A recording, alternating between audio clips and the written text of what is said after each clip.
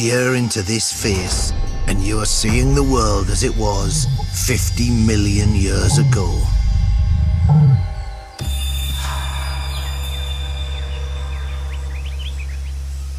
That's how long this bird has stalked these forests.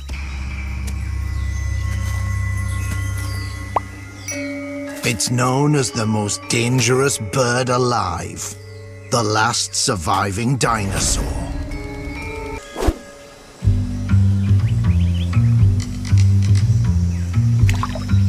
Living in northern Australia and New Guinea's ancient rainforests, the cassowary, like the love child of a peacock and a velociraptor, is a dangerous collage of weirdness.